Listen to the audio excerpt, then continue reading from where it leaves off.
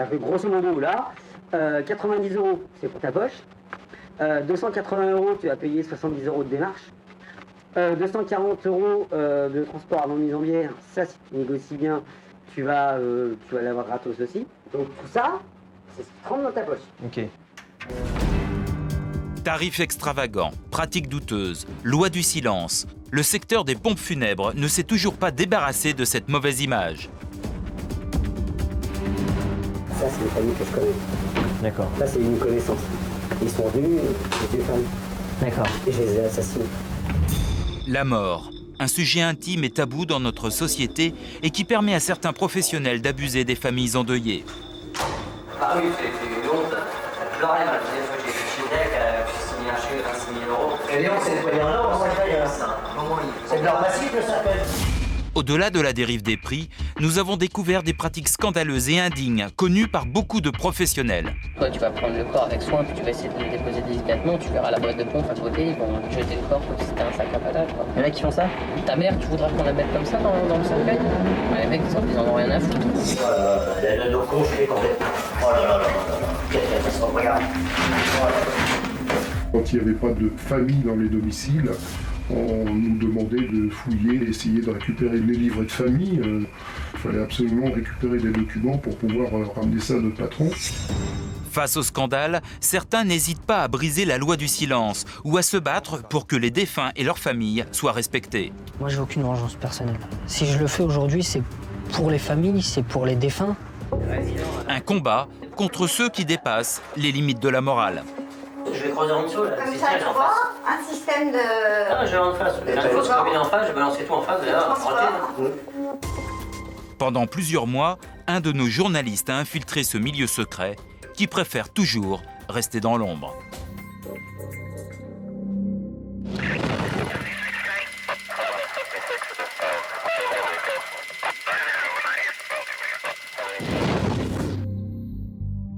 Le malheur des uns fait souvent le bonheur des autres, une expression particulièrement adaptée aux pompes funèbres.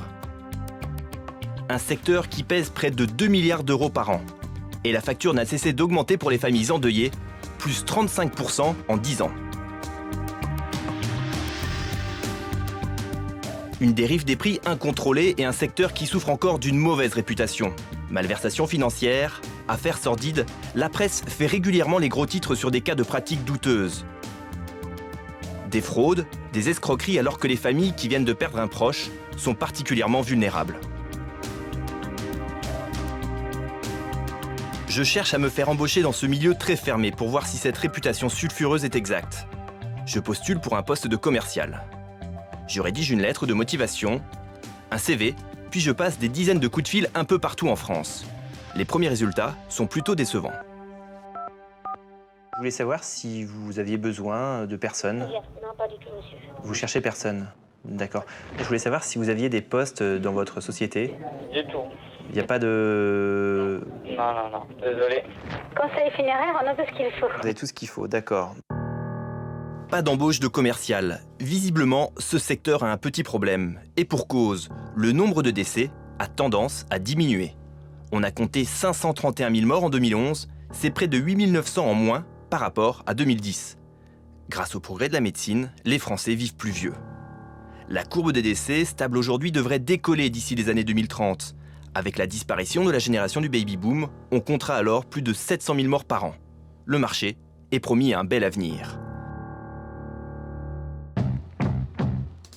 En attendant, le secteur connaît aujourd'hui la crise et les postes sont rares. Pour multiplier les chances, avec d'autres journalistes, nous nous rendons dans différentes sociétés pour tenter cette fois-ci de nous faire embaucher en tant que porteurs de cercueil. Nous partons avec CV et lettres de motivation. Bonjour monsieur. Et de la motivation, nous allons en avoir besoin. Je viens vous voir parce que je suis à la recherche d'un travail.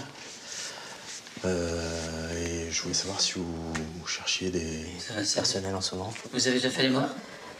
Non. Vous en avez déjà vu? Oui. Mais vous les avez pas touchés? Enfin, à part des proches. C'est possible. Des proches, merci.